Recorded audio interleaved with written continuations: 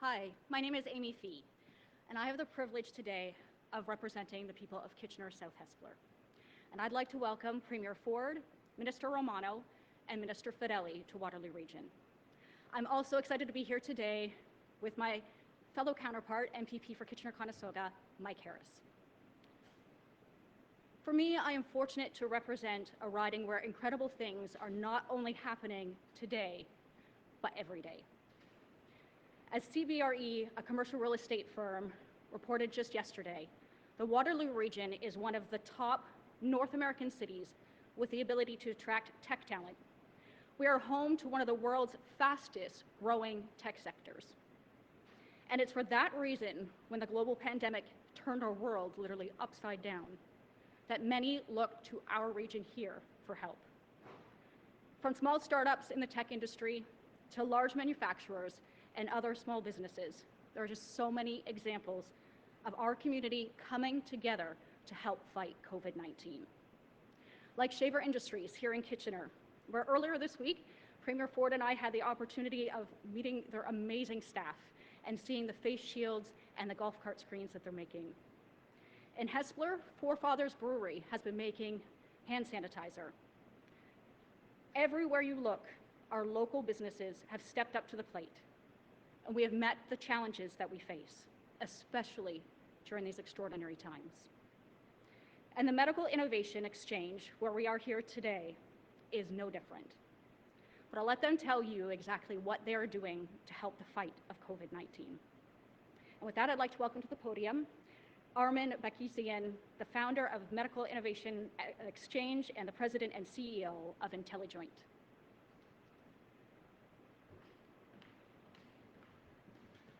Thank you, MPP Fee.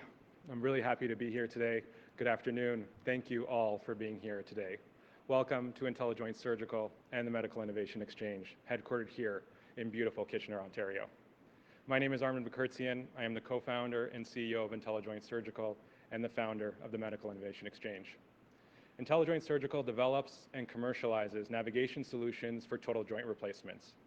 Our company started as a final year design project at the University of Waterloo over 10 years ago, and to date, we have helped over 15,000 patients worldwide with our IntelliJoint hip and knee products.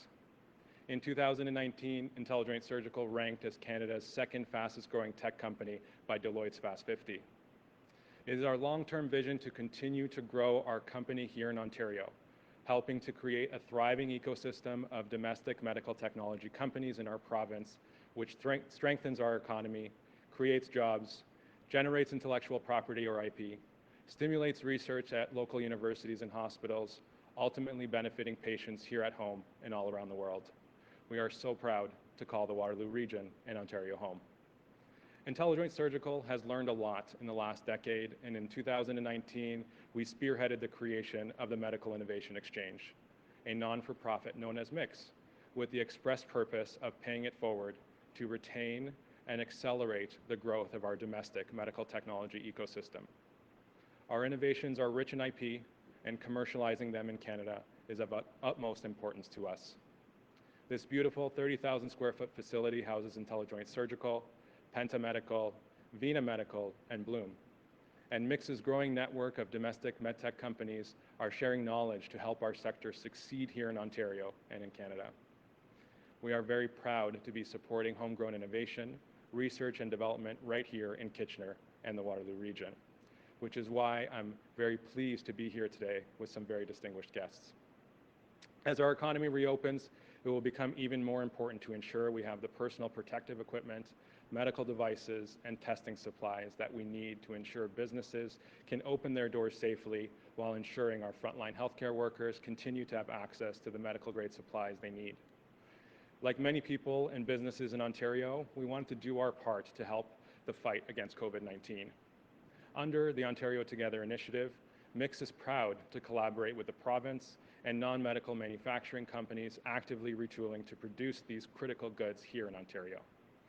Collectively, we are moving mountains and are well on our way.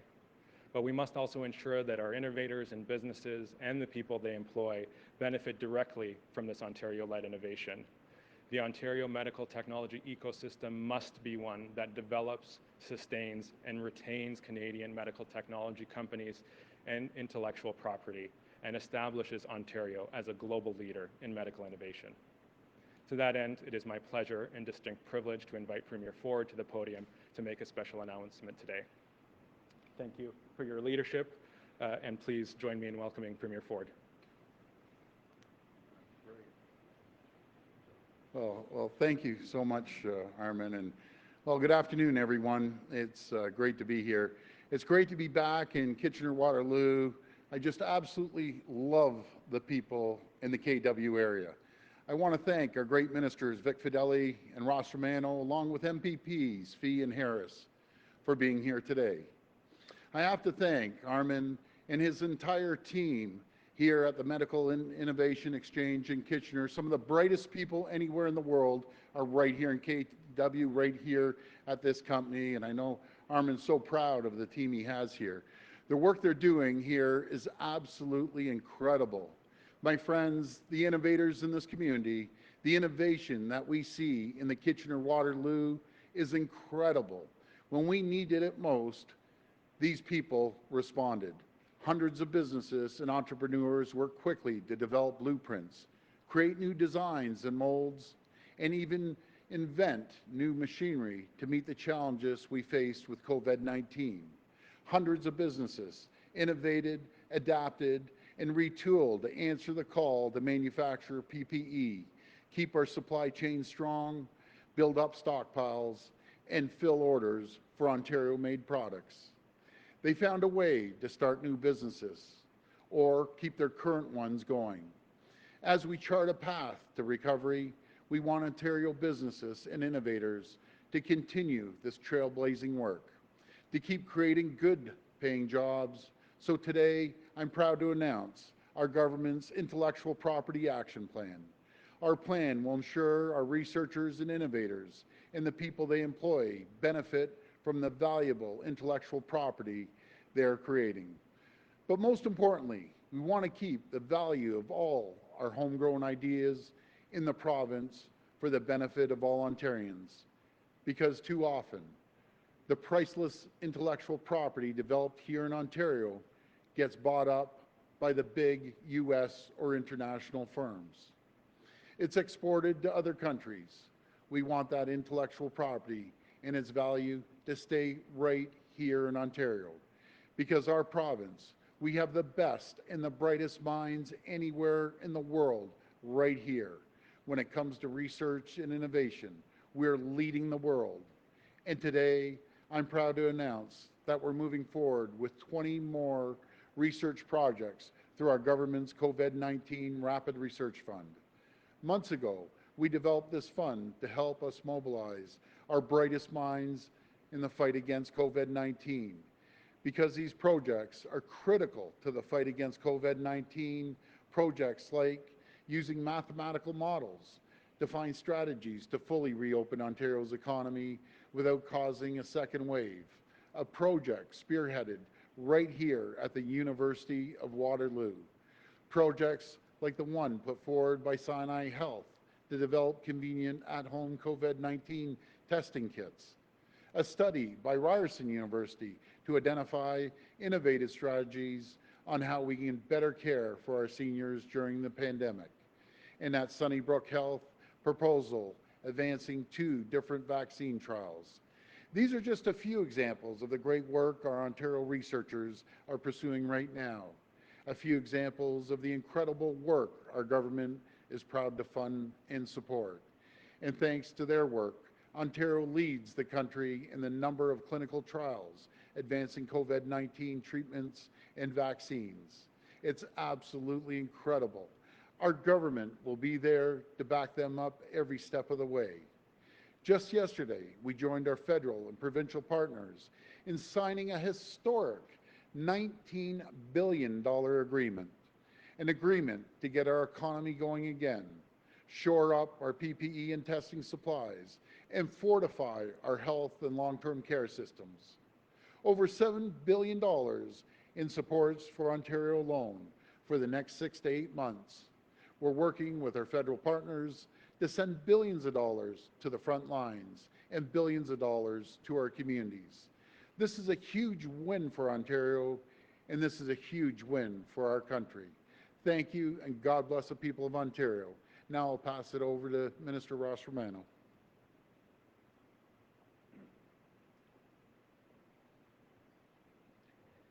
Thank you, Premier, for that introduction. I'm going to ensure everybody knows I took the water on the right.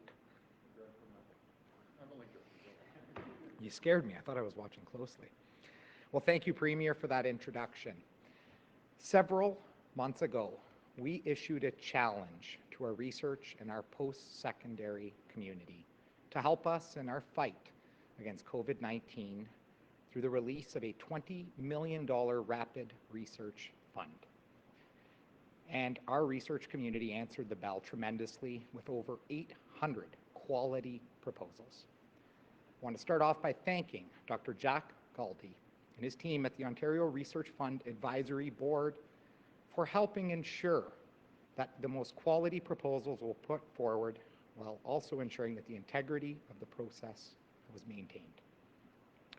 I am so excited to be able to announce today the release of the final round of funding under that $20 million fund, as just highlighted by the Premier.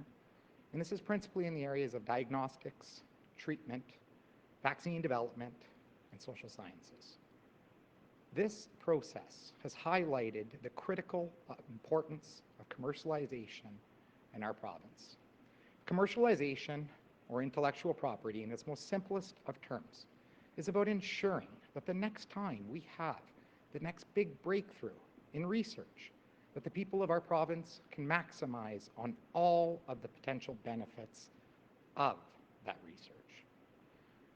We recognize the challenge in this area as a government, and over a year ago, we appointed the expert panel on intellectual property that was chaired by Jim Balsillie. That panel released a report to us this past February that highlighted a path forward in order for us to be able to maximize on these potential benefits of the research we do in our province.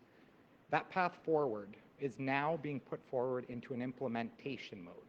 And we are here today announcing that the special implementation team on intellectual property will be moving forward on those recommendations. And they will ensure that never again will the people of our province fail to reap all of the benefits from the great research we do in our province that is funded by you, the people of our great province. Thank you, Jim, for the great work of you and your entire team and the expert panel and now our implementation panel. I look forward to working with you. And thank you to Minister Vic Fedeli, our Minister of Economic Development, Job Creation and Trade, my colleague in this endeavor. And we are going to be working very closely together with Jim and his group to be able to pursue this initiative for our province and ensure that we maximize on all of these great strategies to ensure that we have a Made in Ontario plan to benefit the people of our province. So now I would like to turn it over to my friend and my colleague, Minister Vic Fedeli. Thank you.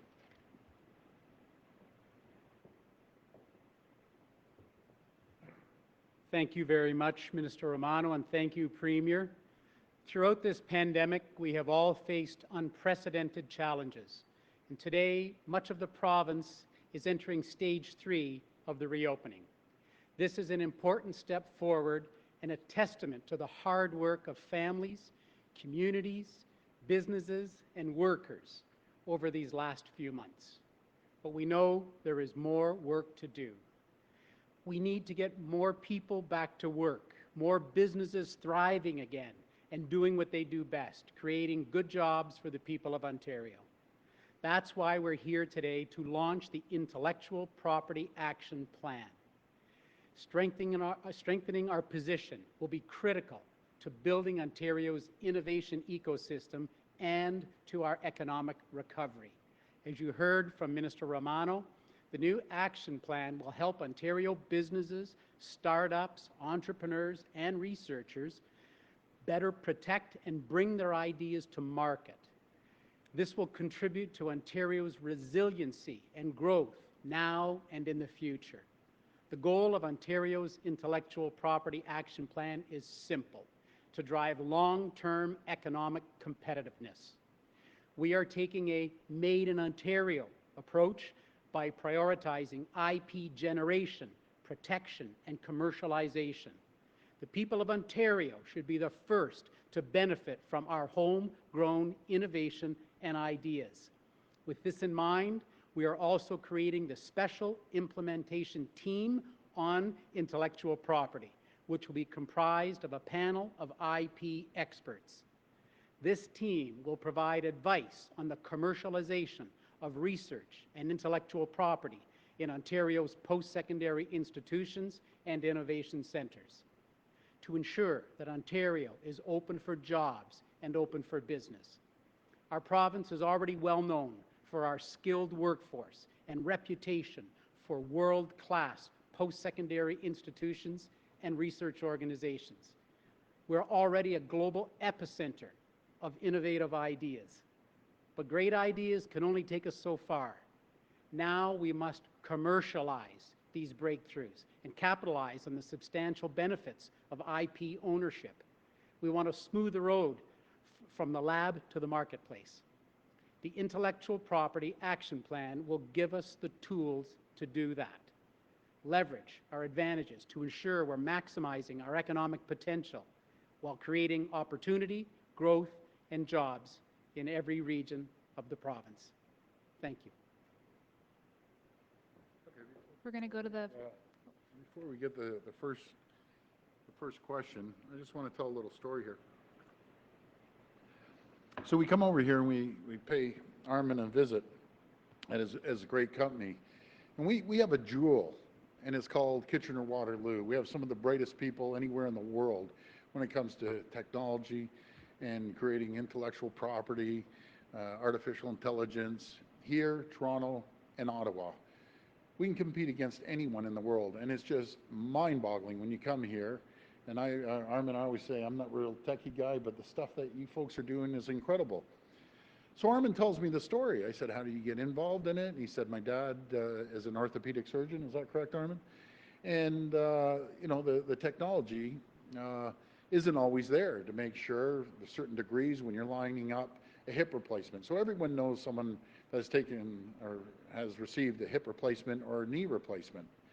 But he and his team, and by the way, he said he has the brightest team, and without his team, he wouldn't even be here. None of us would be here. So he has an incredible team. But he goes on to tell me how they have come up with this, and I've heard this story over and over again when it comes to Kitchener-Waterloo, University of Waterloo, that they create something, and then a big U.S. company or international firms come up and buy the intellectual property. They ship it offshore. Let's use Silicon Valley, bring it to Silicon Valley, and they start expanding and doing more research on it and taking it from Ontario. So those days have to be done. But the thing that I've heard lately, and this is what drives me crazy, so our taxpayers' money goes into the education system to produce the brightest minds anywhere in the world, including Armin and other great people. They create these companies, all of a sudden, not all cases, but a lot get bought up, brought to another country or down in the US. So I said, so where are your sales right now? This is staggering, should be staggering to the people of Ontario. He said, Doug, we do 17,000 hip replacements, the technology for the placement. Maybe, Armin, I'm gonna have you up here in a second to explain it and simplify it, because again, I'm not the health expert or a tech expert, but I am a numbers expert. And if you can zoom into that. USA, 12,573, Australia, 4,022, and guess what Canada has given them? 310, and all the technologies here? Right away, I'm a business guy, and I'm thinking, I'm going where the market is. But the hardest thing is break down the barriers and the bureaucracy in Ontario and in Canada.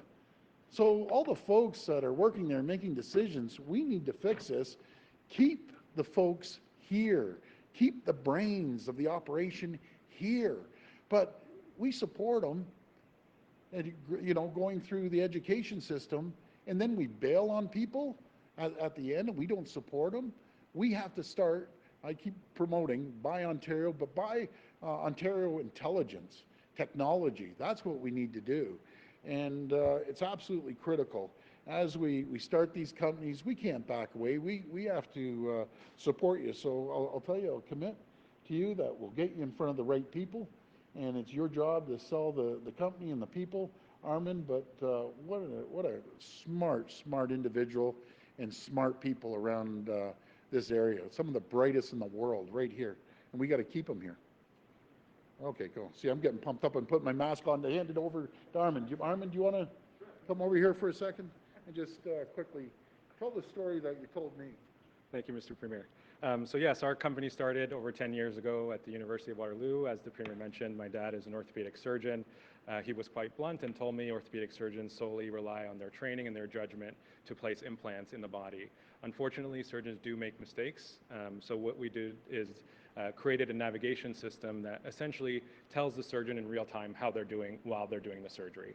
So we tell them what orientation their implant is in, how long the leg is. We want to avoid complications like leg length discrepancy and post-operative dislocations.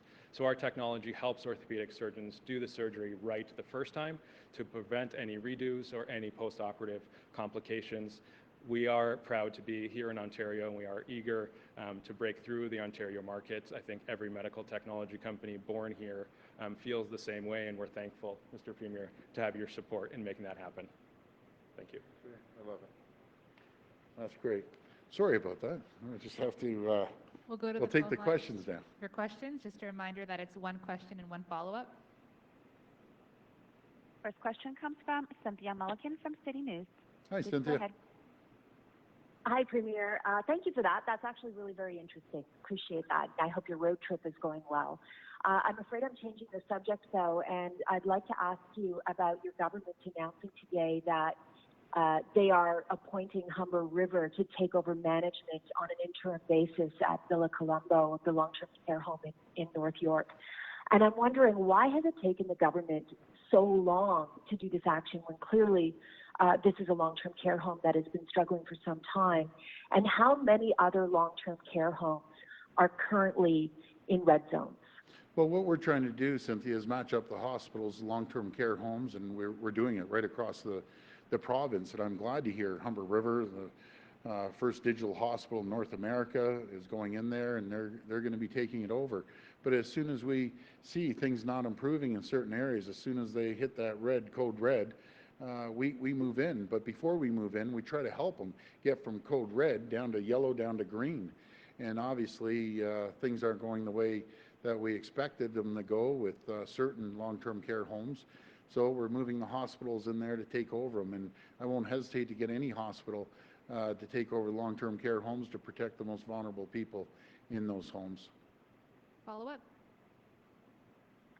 Okay, thank you. Can I ask again, please, how many homes, long-term care homes, are in the red zone?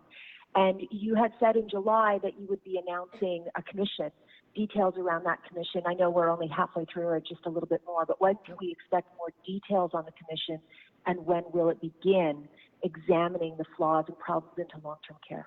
So the commission is almost there. You'll be hearing about that over the next week or so. We'll be announcing the folks there, and they have a lot of credibility, I'll tell you. And I need answers just as badly as you, Cynthia, and the people want answers. To give you an exact number on code red, I just don't have that, but I promise you I'll get back to you within an hour and give you how many code reds we have right now. Next question. Next question comes from Kate Buquette from CBC Windsor. Please go ahead. Hi, Kate. Hi, it's Kate Bickert, actually from CBC Kitchener. I'm sorry. My first question, Premier, is about the province receiving the $7 billion from the federal government for recovery. When will municipalities like Region of Waterloo know how much of that funding they can expect, and will the province be matching that funding? Well, we're going to be rolling that out over the next a week. We just want to make sure all the numbers are accurate, cross the T's, dot the I's. But it was a phenomenal deal for everyone in Canada, and especially the province of Ontario. And I just have to give a shout out to all 444 mayors that stood behind us, worked with us. Called the federal government. I want to thank the federal government once again, Chrystia Freeland. She's an absolute champion.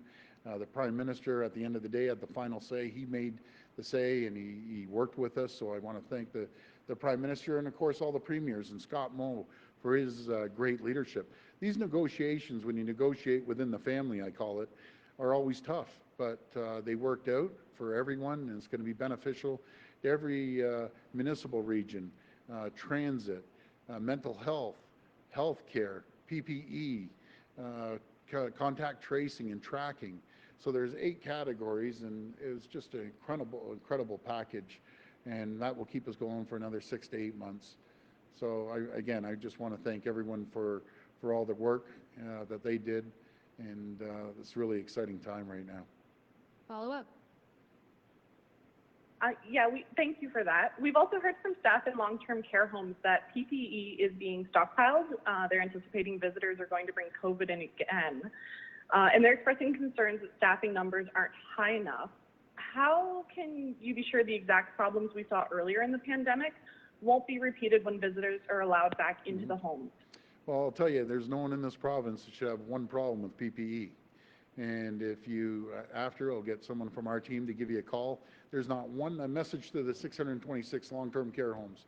Any frontline worker, if you're stockpiling, you aren't handing out the PPE, then we're coming after you. Simple. PPE. We have more PPE suppliers than we know what to do with. I visited 3 companies that are making surgical masks. I just left Canadian Shield that are producing hundreds of thousands of these every single week.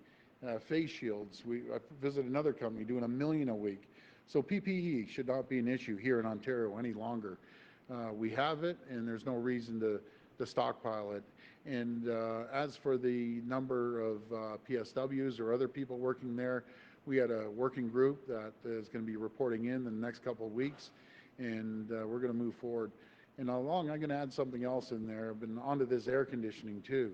We're getting assessments back from all 626 long-term care homes, and all the long-term care homes, folks. If you haven't handed in that assessment, please get it in by next Wednesday at the latest, because we want to make sure that we support you, give you funding to get rooftop air conditioning units in. Next question. Next question comes from Lucas Meyer from News Talk 1010. Please go ahead. Hi, Lucas. Lucas? Are you there, Lucas? Okay. Next question. Oh, sorry. Can you hear me? Oh, go ahead. How you doing, Lucas? Thank you. Sorry about that, Premier. That's all right. Actually, along the same lines of what Kate was just asking, but for Toronto specifically, given the fact that we still have to wait a little bit on what the allocations are, the city is citing that $1.35 billion shortfall for the end of the year. Can you say if the province will be allocating that much to cover it all? Well, first of all, I want to thank Mayor Tory. You know, he was instrumental. There's 444 mayors all pitching in, but Mayor Tory made some phone calls to the federal government as well, as did other mayors, but he was very supportive, and we're going to do everything we can between ourselves, the federal government, and the municipalities. You know, Mayor Tory's found $400 or $500 million of savings, and I believe that municipalities right across the region, there isn't one municipality, if they come and tell me, I've walked a mile in their shoes and said, Doug, there's no efficiencies in my place. My first thing is, that's hogwash. There's efficiencies at the province, at the feds, at the municipal level. We have to work together, but we're going to do everything we can to cover as much as we can in all areas. And I just want to thank the municipalities that have been prudent fiscal managers. I've talked to a lot of mayors, and one mayor, I believe it was in Belleville, I hope I don't get this one wrong, I think it was Belleville, that called me up and said, Doug, we actually drove efficiencies, and we have a little bit of extra money, and we put a 0% tax increase. Now, I understand that's not the case for all regions, but we're going to be there. And the people that find efficiencies and have 0 tax increase, they shouldn't be punished, they should be rewarded. They should be saying, here's the money. So we want to break it up across the province, but we'll get the money to the municipalities. Follow up. So, thank you. So that's not a guarantee. You're saying you're going to try to do everything that you can, and I recognize that. But that being said, the option that's been given out is a possible service cuts or possible tax increases. So based on the fact that the province is going to do, as you say, as much as it can, is there any reason in your mind that the City of Toronto, should see service cuts or any tax increases? Do you see any reason that should happen? Well, I want to work with the City of Toronto. You know, they're the, you know, the big white elephant in the room out of 444, and I understand. They're, you know, right alone the transit system that is just bleeding every single day. Metrolinx, you know, they need money. Everyone needs money. We're going to split it up equally and make sure that the people that need it get the money.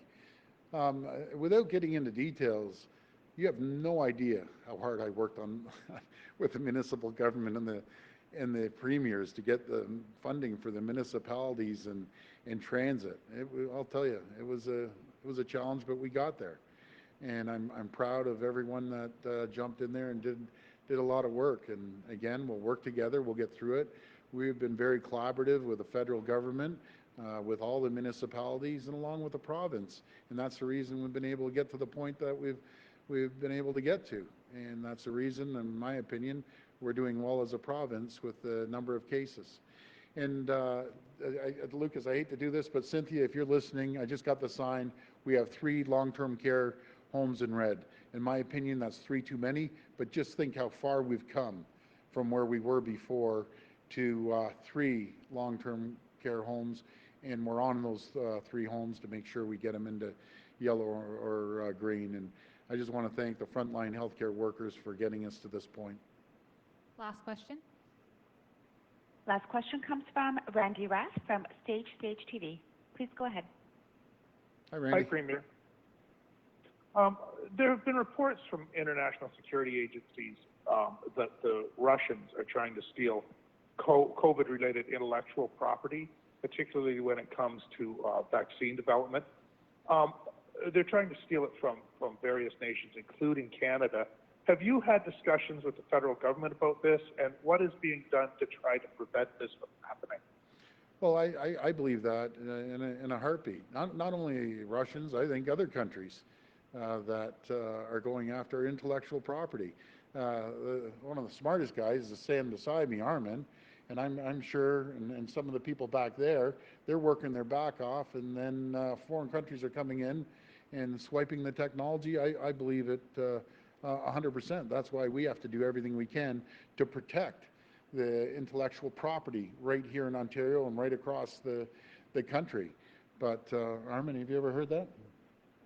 Yeah, he's heard it. See, the smart techie guys. I'm not one of the tech guys, but smart guys like all those people back there, they understand that. But we'll do everything we can. I'll reach out to the Deputy Prime Minister to get a briefing on that. Follow up. Okay. Yeah, on another issue, the Halton Board of Education has stopped developing plans for part-time school this year because they say that there's not enough daycare to allow people to send their kids to school and then get daycare for them when they're not at school part of the week, because they'd have to choose between going to work and staying home with their kids, so they wouldn't be able to have employment. Do you think that could be a problem if we don't have full-time school this year? Well, we have 91% of daycare operators open. We want to hit 100%.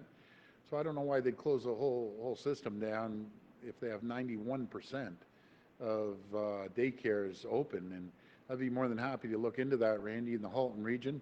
It's a good region. I'll find out what the issue is and address it. But no, you're the first person that's told me that, but I'll look into that. But again, 91% of all daycares are open, and in the next short while, we'll be up to 100%. Thank you, everyone. Thank you, everyone. All the best.